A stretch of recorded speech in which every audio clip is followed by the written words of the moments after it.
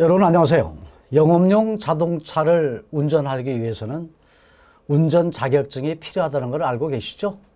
택시는 택시 나름대로, 버스는 버스 나름대로 화물 자동차를 운전하기 위해서는, 즉 영업용 자동차를 운전하기 위해서는 운전 자격증이 필요합니다. 그러나 택시나 버스, 화물 운전자 자격증에는요, 비중을 가장 많이 차지하고 있는 것이 도로교통법규입니다. 그 도로교통법규에는 그 교통사고 처리 특례법도 들어있고요, 자동차 관리법도 들어있습니다만은 관련 법규를 정확하게 알고 계시면 여러분이 한 방에 합격할 수 있을 것입니다. 도로교통 관련 법규 저와 같이 공부하면서 여러분이 택시, 버스, 화물 자동차 운전자 자격증을 딸 수 있도록 제가 여러분의 길잡이가 되도록 하겠습니다. 저와 같이 공부 열심히 하도록 하시죠. 교통 관련 법규입니다. 교통 관련 법규예요. 이 교통 관련 법규라고 하는 것은 도로교통법이라고 하는 것이 들어있고요. 그 다음에 교통사고 처리 특례법, 그 다음에 운수사업법, 그 다음에 환경보존법, 자동차 관리법이 들어있습니다. 교통 관련 법규는 전체의 문제에서 80문제가 나오는 과정에서 25문제가 출제가 됩니다. 그러면 우리가 이제 법을 공부해야 되겠죠? 법이라고 하는 게 체계가 있습니다. 법이라고 하는 것은 국회에서 만든다는 건 여러분 알고 계시죠? 또 만들어진 법을 바꾸는 개정도 국회에서 하고 있습니다. 그래서 우리가 법을 보게 되면 이와 같이 법이라고 하는 게 있고 시행령이라고 하는 게 있고 시행규칙이라고 하는 게 있다. 법이라고 하는 것은 국회에서 만듭니다만 모법이라고 그래요. 예를 들어서 말씀드린다고 한다면 자동차는 검사를 받아야 된다. 이것은 모법이라고 하는 자동차 관리법에 딱 들어있는 거예요. 그러면 자동차 검사는 어느 정도 기간에서 받아야 되느냐, 주기가 있겠죠. 그것은 법에다가 다 집어넣지 못하기 때문에 시행령으로서 집어넣었다는 거죠. 그 시행령은 대통령에 의해서 바뀌기도 하고 제정되기도 하는 것이죠. 시행령. 그 다음에 그 검사를 누가 시행할 것이냐, 이 세부적인 사항은 또 시행령에 다 못 넣습니다. 그래서 시행규칙이라고 하는 게 넣어놨는데 이것은 뭐예요? 각각의 그 부처라고 그러죠. 말하자면 자동차 관리법은 누가 관리한다? 국토부에서 관리하는 거죠. 그 다음에 도로교통법은 행안부에서 관리하잖아요. 따라서 각각의 부처 장관이 개정도 하고 제정도 하는 그런 입장, 말하자면 시행규칙이에요. 그러니까 큰 덩어리의 법의 개념은 국회에서 개정하면서 제정하기도 하고요. 모법이라고 그러죠.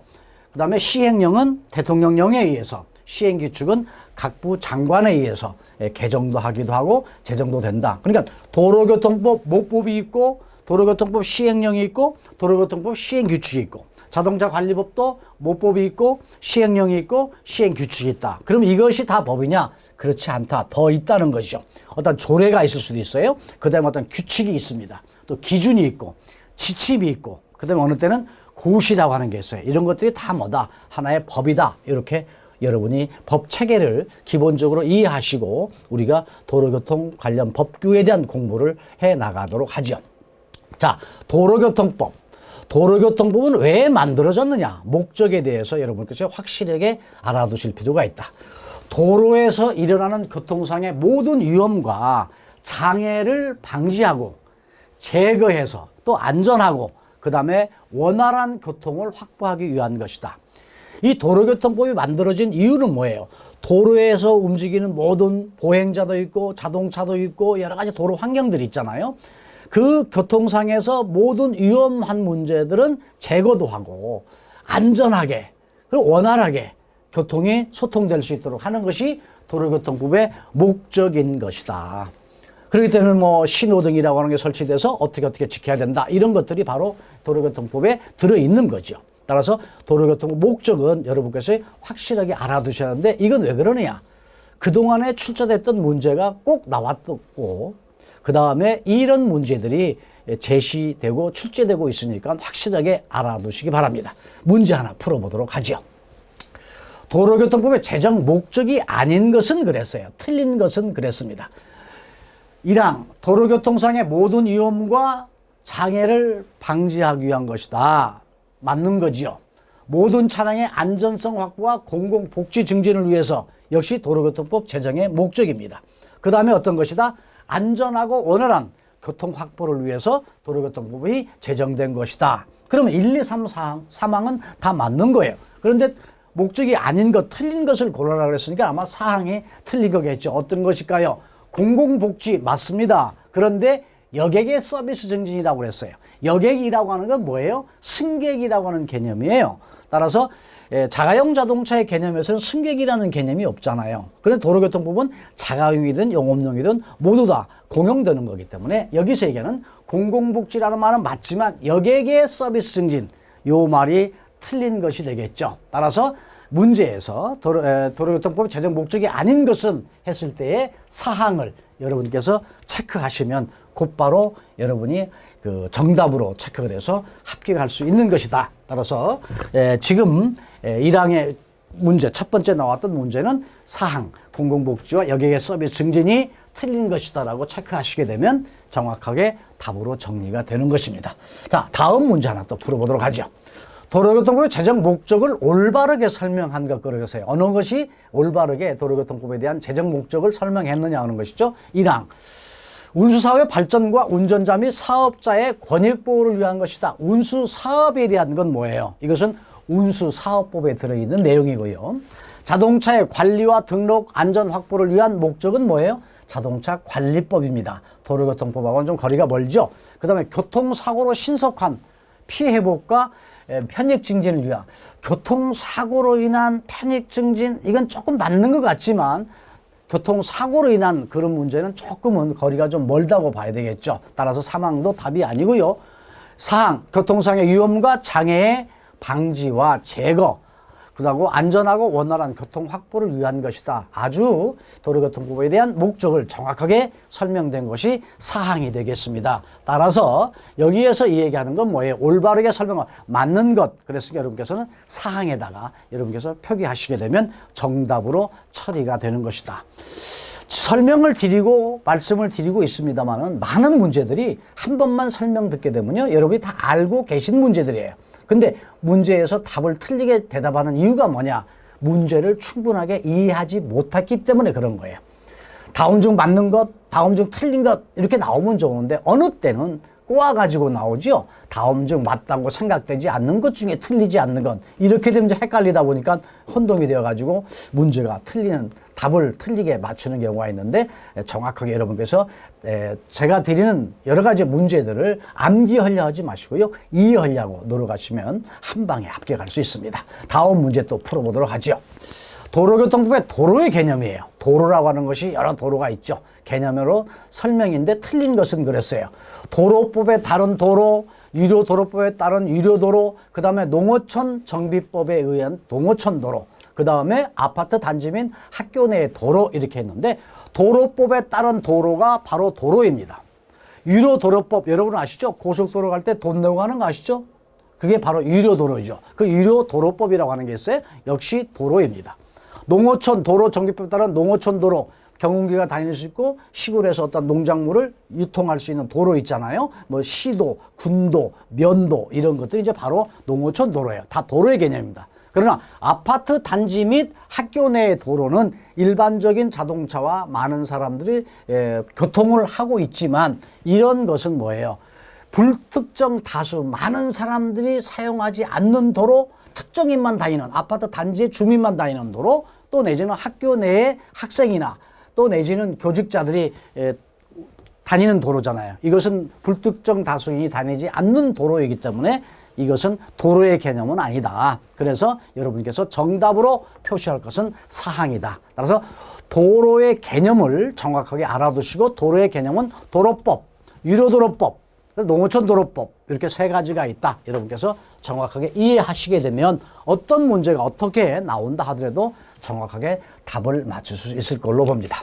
자, 용어의 정리를 한번 해보죠. 그러면 도로라고 하는 건 어떤 것이냐? 도로법에 따른 도로다. 그 다음에 유료도로법에 따른 유료도로다. 그 다음에 농어촌도로 정비법에 따른 농어촌도로가 바로 도로다. 이렇게 용어에 대한 정의를 정확하게 알아두신다. 그 전체가 뭐예요? 결과적으로 다수가 이용하는 어느 누구들도 갈 수 있는 공개된 장소.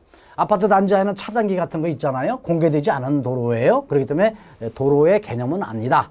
하나의 그 사도라고 하는 개념, 개인적인 도로다 이렇게 보시면 되겠어요. 따라서 도로는 네 가지로 보면 되겠다 이렇게 보시면 되겠고요. 그 다음에 자동차가 다니는 전용 도로가 있잖아요. 자동차가 다니는 전용 도로, 그것은 또 고속도로라고 하는 개념도 있고 또 자전거 전용 도로가 있어. 이런 것들이 다 뭐예요? 도로의 개념인 것이다. 이렇게 여러분께서 이해하시고 어떤 문제가 나와도 풀 수 있도록 여러분이 확실하게 알아두시기 바랍니다. 문제 하나 풀어보도록 하죠. 농어촌 주민의 교통과 생산, 유통을 위해서 공용되는 공로, 모든 농어민들이 사용할 수 있는 것으로서 고시된, 알려진 도로의 명칭이 아닌 것은 그랬어요. 농도, 면도, 이도, 사도 어느 것이냐 그랬는데 여기서 좀 한문에 대한 개념을 조금 여러분이 아시면 이해가 좀 빠를 거예요. 농어촌에서 사용되는 도로다. 면도는 뭐예요? 지방에 보면 무슨 면이 있죠? 그 면도입니다. 그 다음에 무슨 리 아시죠? 리도예요. 그 다음에 사도라고 하는 건 개인의 도로다. 따라서 여기에서 농어촌 주민의 교통과 소통에 대한 문제, 유통에 대한 문제를 다루면서 사용되는 도로는 농도라고 하면서 면도도 있고 이도도 있지만 사도는 개인적인 도로의 개념이기 때문에 여기서 정답은 사항이 되겠죠. 따라서 여러분께서는 사항에다가 표시하게 되면 답이 된다. 이렇게 보시면 되겠습니다.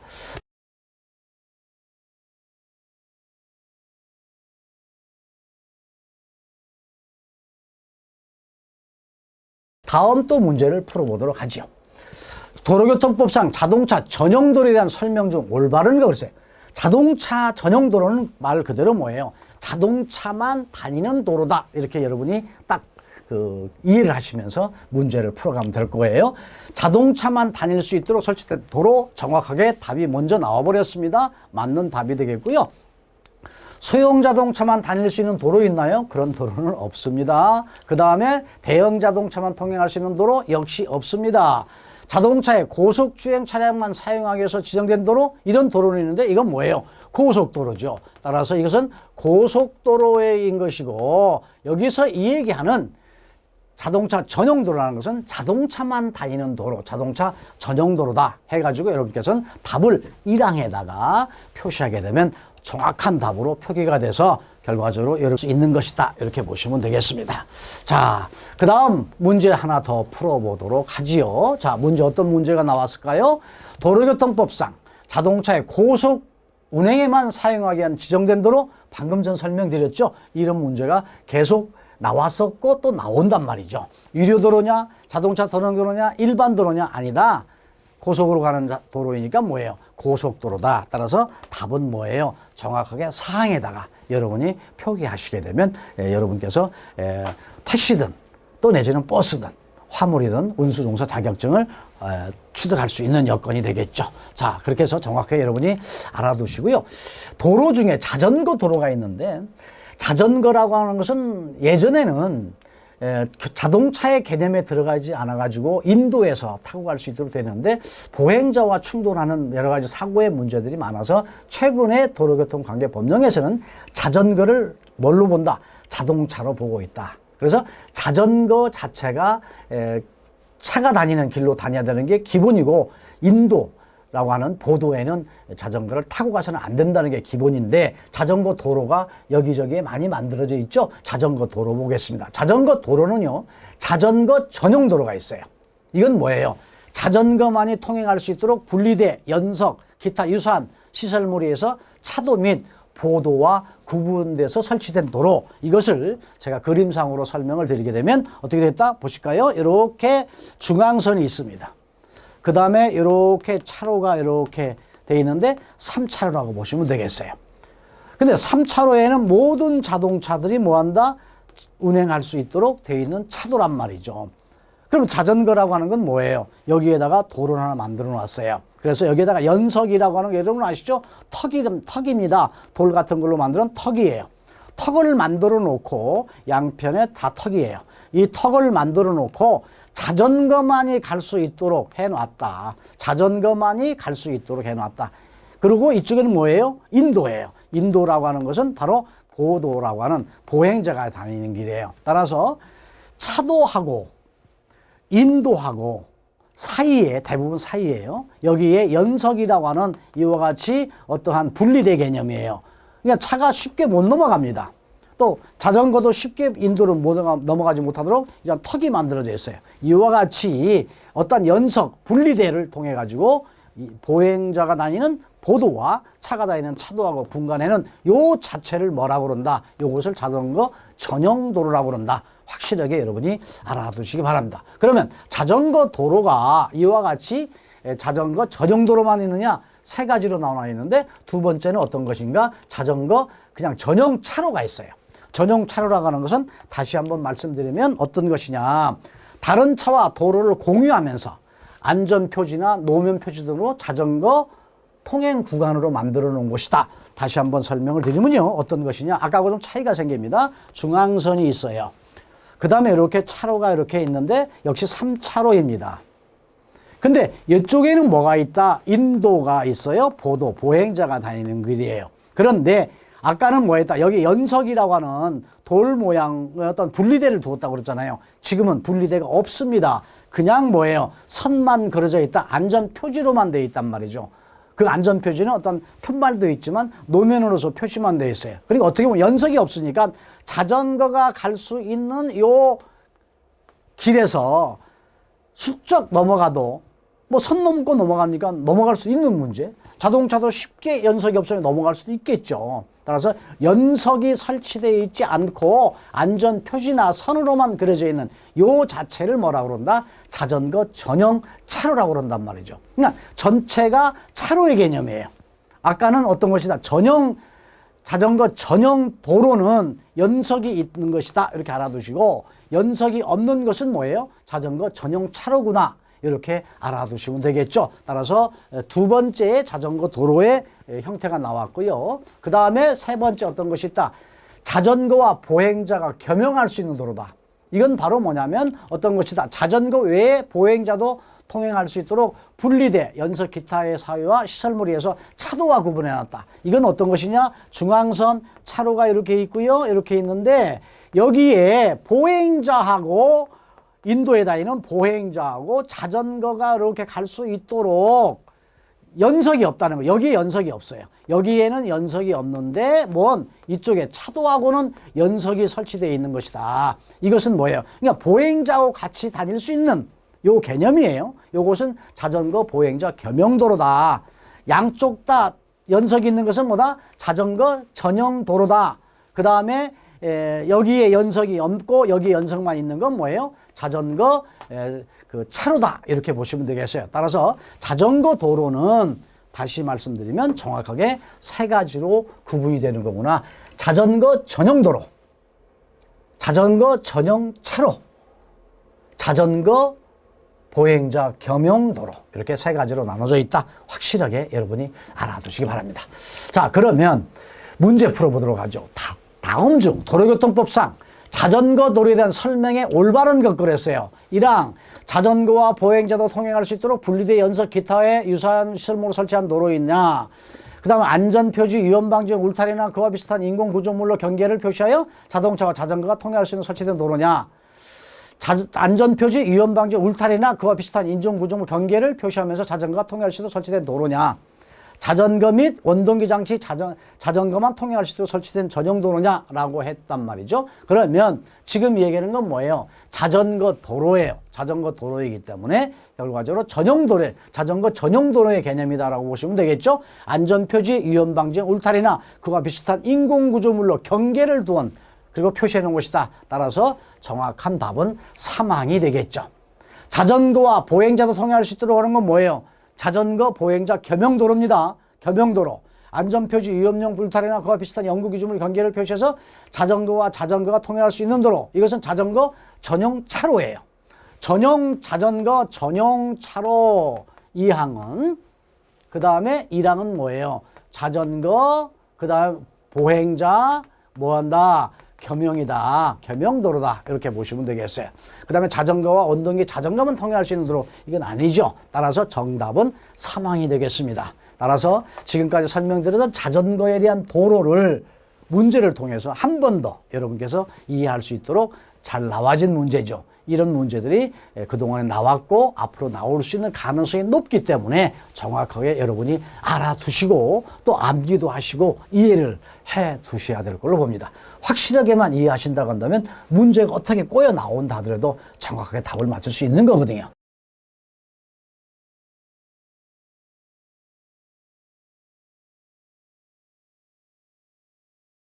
다음 문제 또 풀어보도록 하지요. 도로교통법상 자전거 횡단보도에 대한 설명 중 옳은 것은 뭐다? 우리가 보통 보게 되면 중앙선 이렇게 차로가 이렇게 있잖아요. 양쪽 다 이제 이렇게 있고 보행자가 다니는 이렇게 이제 그 횡단보도가 있습니다. 횡단보도가 있는데 자전거를 타고 횡단보도를 가면 안 되죠. 자전거에서 내려서 보행자와 같이 끌고 걸어가야 되는데 자전거가 다닐 수 있는 횡단보도를 만들어 놓은 게 있어요.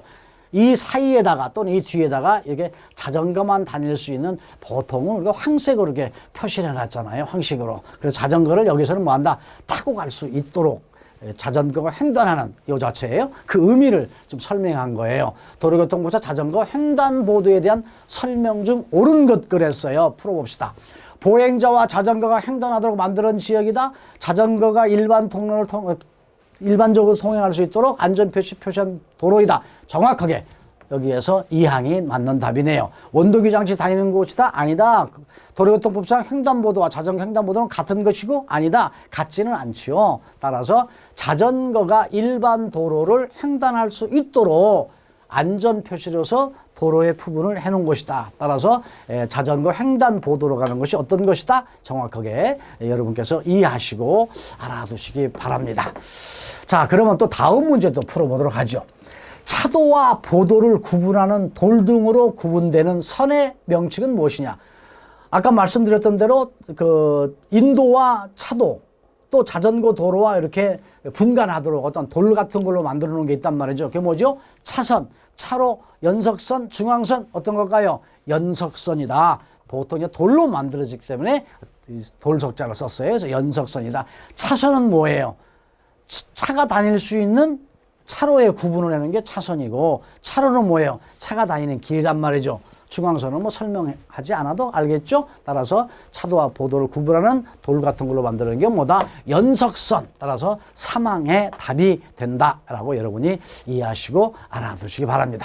자, 그러면 차도라고 하는 건 뭐냐? 차도라고 하는 말은 말 그대로 자동차가 다니는 길이에요. 차도다. 연석선 안전표시 또는 인공구조물로 경계가 표시되어 모든 차가 통행하는 것을 차도라고 그런다. 그러면 차로라고 하는 건 뭐냐? 차도라고 하는 것은 차마는 우마차의 개념도 들어가 있습니다만 차도를 통행하도록 차선으로 구분한 차도의 구분이다. 그러니까 중앙선이 그려져 있어요. 근데 이와 같이 모든 자동차가 다닐 수 있는 길 자체가 차도란 말이죠. 차도인데 이렇게 뭘로 구분을 했어요. 이건 차선입니다. 선으로 구분했다. 이게 뭐예요? 길로자, 차로예요. 그래서 1차로, 2차로, 3차로. 그렇죠? 이것을 뭐라고 한다? 차로라고 이 얘기를 하는 것이다. 여러분이 확실하게 알고 계시면 되겠고요. 그 다음에 차선이라는 건 뭐냐? 말씀드렸던 대로 차로와 차로를 구분하기 위해서 경계된 지점을 표시한 선이다. 근데 가끔은 문제가 차선을 올바르게 설명한 것은 해놓고 이렇게 딱 내놓고 답을 맞추라고 하는 경우가 있으니까 어떤 이 개념을 정확하게 여러분이 알아두시기 바랍니다. 중앙선이라는 건 어떤 걸까요? 통행 방향을 구분하기 위해서 통행 방향을 구분한다는 건 뭐예요? 오는 차, 가는 차예요. 황색 실선이라든가 황색 점선으로 표시한 것이고 어느 경우에는 중앙 분리들을 해놨어요. 왜냐하면 차가 양쪽에서 서로 교형하면서 부딪히면 대형의 교통사고가 일어나잖아요. 그래서 고속도로 같은 것은 선으로 되어 있지 않고 분리대로 되어 있잖아요. 그걸 중앙 분리대라고 그런다. 이런 것들을 다 뭐라고 그런다? 중앙선이라고 그런다. 여러분이 확실하게 알아두시기 바랍니다. 자, 그러면 우리가 다시 한번 그림을 통해서 보도록 하죠. 차가 다니는 곳이네요. 이게 뭐예요? 차도라는 것이죠. 그 다음에 뭐예요? 이게 차선이다. 그래서 1차로, 2차로 이런 개념이고 그 다음에 연석선이 쭉 깔려있죠. 그 다음에 연석선이 이쪽에도 깔려있네요. 인도와 자전거가 다닐 수 있는 것을 분간해놨어요. 자전거 전용 도로예요. 그 다음에 이쪽은 뭐예요? 보도, 인도인 것이다. 이렇게 여러분이 그림상을 통해서 한 번 더 이해하시기 바랍니다. 자, 문제 하나 푸도록 하죠. 도로교통법상 연석선, 안전표지 등으로 경계를 표시했어요. 그리고 모든 자동차의 교통에 사용하도록 되어 있는 도로의 부분은 뭐예요? 차가 다니는 길이잖아요. 차가 다니는 모든 차의 교통. 따라서 사막, 그냥 차도다. 이렇게 여러분이 이해하시고 답을 맞추시면 되겠습니다. 자, 그러면 보도 통행이 가능한 경우가 있어요. 다시 말씀드려서 인도라고 하는 보도에는 자전거가 타고 가면 안 되죠. 당연히 보행자만 가야 돼. 그런데 자전거가 갈 수 있도록 되어 있는 경우도 있다. 예외사항인데 어린이나 노인, 어르신, 그 다음에 신체 장애로 좀 불편하신 분, 그 다음에 국가유공자로서 상위 등급이 7급 이상, 상위 용사라고 우리가 얘기들 많이 하시잖아요. 1급에서 7급까지. 이럴 때는 자전거를 타고 어떻게 한다? 인도로 갈 수 있다. 그 다음에 안전표시로 자전거 통행이 허용된 부분이 가끔 있어요. 그때는 자전거 타고 갈 수 있다. 그 다음에 도로에 파손이 있어서, 그 다음 도로공사나 어떤 문제가 있다. 이럴 때는 뭐 도저히 차도로 자전거를 타고 갈 수 없으니까 자전거가 보도로 갈 수 있는 경우다. 이렇게 여러분이 이해하시고 알아두시기 바랍니다. 문제 하나 풀어보도록 하죠. 도로교통법상 중앙선에 대한 설명으로 옳지 않은 것, 그래. 중앙선 여러분 아시죠? 막상 문제가 되면 헷갈리게 됩니다. 1항, 차마의 통행을 방향별로 구분한다. 오는 차, 가는 차 구분하는 게 바로 중앙선이죠. 황색 실선이나 황색 점선으로 표시했다. 점선도 있고 황색 실선도 있어요. 그 얘기는 실선은 어느 경우든지 중앙선 넘어가면 안 되죠. 그러나 도로의 여건상 점선은 앞에 차가 오지 않고 안전할 때는 살짝 넘어가도 된다 하는 그런 개념에서 점선과 실선이 구분되어 있고, 중앙분리대나 울타리 등으로 표시할 수 있다. 다시 당항이 중앙선이죠. 중앙선은 반드시 도로의 중앙에 설치한다. 꼭 중앙에 그렇지는 않아요. 중앙선이지만 우리가 보통 보게 되면 차로를 나눌 때에 이렇게 이쪽에는 3차로가 나올 수가 있어요. 그런데 도로의 폭을 봤더니 이쪽에는 2개 차로뿐이 안 나와 전체가 5개 홀수가 되잖아요. 근데 교통량은 이쪽이 많고 교통량 이쪽이 적다라고 한다면 이쪽에는 2개만 차로를, 이쪽에는 3개를 주어서 가는 자동차와 오는 자동차를 구분하는 중앙선이다. 그러면 전체로 봐서는 뭐예요? 꼭 중앙에 있는 건 아니잖아요. 따라서 중앙선은 거의 대부분 중앙에 있지만 이와 같이 한쪽으로 편향된 것도 중앙선이라고 하는 것이기 때문에 결과적으로 반드시 중앙이다. 이런 말은 틀린 말이 되겠죠. 따라서 여기에서 정확하게 여러분께서 답을 체크할 건 사항이 된다. 사항으로 체크하시게 되면 여러분께서 정확한 답으로 정리가 되는 것이니까 알아두시기 바랍니다. 여러분께서 길 가장자리 구역 알고 계시나요? 길 가장자리 구역이라고 하는 것은 그림을 통해서 설명을 드리도록 하죠. 자, 이쪽에 뭐예요? 인도가 만들어지면 참 좋은데 농토가 있다, 건물이 있다, 그렇게 되면 인도로 만들어질 수가 없어요. 그러나 보행자가 다니기는 해야 하잖아요. 이때에 차도에다가 표시를 해서 이쪽에 길 가장자리는 보행자가 다니는 곳이다 해가지고 지정해 놓은 곳이 길 가장자리 구역이다. 이렇게 여러분이 알아두시고요. 안전지대라고 하는 게 있죠. 가끔 안전지대에 들어가가지고 뭐 범칙금을 내게끔 뭐 딱지를 띄었다 이런 얘기를 많이 하시는데, 안전지대는 절대 들어가는 곳이 아닙니다. 대부분 노란 선으로 이렇게 표시되어 있어요. 또 이와 같은 어떤 그 기둥도 세워놓고 안전지대, 어느 때는 다 황색으로 되게 되어 있지만 하얀 실선으로 이렇게 만들어져 있는데 이것이 안전지대다. 이것은 특별하게 고장난 자동차 위급한 사항 이런 경우에는 들어갈 수가 있지만 일반적으로 통과하면서 잠깐 쉰다 또는 뭐 차로를 변경하면서 그리 들어간다, 절대 들어가서는 안 되는 이것을 뭐라고 그런다? 안전지대라고 그런다. 정확하게 개념을 알아두시기 바랍니다. 문제 풀어보도록 하죠. 도로교통법상 안전지대에 대한 설명으로 가장 옳은 것은 그랬어요. 긴급자동차만 통행할 수 있도록 설치된 도로 아니다. 도로횡단 보행자나 통행 차마의 안전을 위하여 안전표시나 인공구조물을 표시한 도로의 부분이다. 도로의 부분이 맞습니다. 따라서 이 항이 정확하게 답으로 나왔고, 고장 차량 등이 비상 주차할 수 있는 곳이죠. 없는 곳이 아니고 있는 곳이에요. 안전지대죠. 노폭이 넓은 도로에서 통행의 원활을 위해서 차도에 설치된 도로의 부분이다. 그것도 아니다. 오로지 도로 횡단 보행자나 통행의 참여의 안전을 위해서 안전 표시 등으로 표시해가지고 인공 구조물 같은 걸로 표시해가지고 만들어진 도로가 바로 안전지대의 개념이다. 그러니까 안전지대는 특별한 경우 아니고는 정말로 차량에 고장이 나서 긴급하게 대피하지 않으면 안 되는 그런 상황이라고만 생각하시면 되겠어요. 안전지대 정확하게 알아두시기 바랍니다. 자, 도로교통법상 용어의 설명이 옳지 않는 거로 했어요. 길 가장자리 구역이란 보도와 차도가 구분되지 아니한 도로에서 보행자의 안전을 확보하기 위하여 안전표시 등으로 경계를 표시한 도로의 가장자리 부분을 말한다. 정확하게 설명이 잘 됐네요. 앞지르기라고 하는 것은 차의 운전자가 앞서가는 다른 차의 옆을 지나서 그 차의 앞으로 나가는 걸 말한다. 좌측으로 간다는 의미죠. 이게 앞지르기죠. 그 다음 3번. 정차라는 운전자가 차에서 즉시 그 차를 운전할 수 없는 상태를 두는 것을 말한다. 틀렸어요. 자동차는 정차가 있고요. 주차가 있습니다. 정차나 주차나 자동차의 타이어가, 바퀴가 그 자리에 서 있는 게 락되어 있는 상태예요. 그러면 정차도 서 있고 주차도 서 있는 건 똑같이 차가 서 있는 건데, 정차라고 하는 것은요, 시동이 켜 있어야 됩니다. 운전자가 차 내에 타고 있어야 됩니다.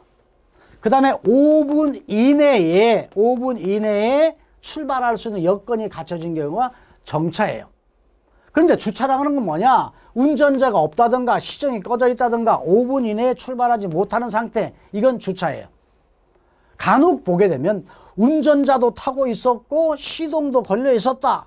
근데 5분 이내에 떠나지 않으면 어떻게 된다? 이건 주차의 개념이다. 따라서 정차와 주차의 개념은 다시 한번 다음 시간에도 설명을 하도록 하겠습니다만은, 정차라고 하는 것은 운전자가 차에서 떠나서 즉시 그 차를 운전할 수 없는 상태, 이건 주차의 개념이에요. 따라서 이게 틀린 거 되기 때문에 사망에다가 옳지 않는 거 골라냈잖아요. 사망으로 체크하시면 되겠어요. 사항, 차도란, 연석선, 안전표시 또는 그와 비슷한 인공구조물을 이용을 해서 경계를 표시해서 모든 자동차가 통행을 할 수 있도록 설치된 도로의 부분을 말한다. 정확한 내용이죠. 따라서 여기서 틀린 것은 사망인데 왜 틀렸는가? 그것은 여러분이 알고 계셔야 되겠죠. 사망은 주차를 설명한 것이지 정차를 설명하는 게 아닌 것이다. 그 다음에 맞는 답은 정확하게 여러분이 이해를 하셔야만이, 이런 문제가 어떻게 꼬여 나온다 하더라도 여러분께서 정확하게 답을 맞출 수 있다는 것이죠. 자, 그래서 문제 하나 더 풀어보도록 하죠. 도로에 차로 및 중앙선을 설치하는 기관장, 도로에다가 중앙선을 설치했어요. 이거 누가 해야 될 것이냐? 여러분 기억나시나요? 문제로서? 아마 운전면허증 시험 볼 때 다 나왔던 문제인데 오래전에 공부해서 다 잊어버렸을지도 모르겠어요. 시도지사가 하는 것이냐, 경찰청장이 하는 것이냐, 지방경찰청장이 하는 것이냐, 관할경찰서장이 하는 것이냐. 도로의 중앙선 설치의 기관장은 지방경찰청장이 하는 것이다. 이렇게 여러분이 이해하시고 답을 사망에다가 체크하시면 되겠습니다. 자, 차로라고 하는 것은 누가 설치하는 것이다? 지방경찰청장이 하는 것이다. 잊지 않도록 하세요. 자주 나오는 문제예요. 그 다음에 설치 기준은, 차로라고 하는 것은 자동차가 다닐 수 있는 폭이 확보가 돼야 되겠죠. 그래서 얼마? 너비 3m 이상으로 설치를 해야 된다. 그러니까 1차로, 2차로, 3차로 각각 3m 이상이 돼야 된다. 폭이요. 그러나 좌회전 전용 차로로 인해서 부족하고 어쩌고는 최소한 얼마? 2.75는 돼야 된다. 아무리 차로가 좁다 하더라도 2.75 이상은 돼야 된다. 그러나 기본은 얼마? 너비가 3m 이상이 되는데, 이건 누가 설치하는 것이다? 지방경찰청장이 하는 것이다. 시도지사가 하는 거 아니에요? 정확하게 여러분이 알아두시기 바랍니다.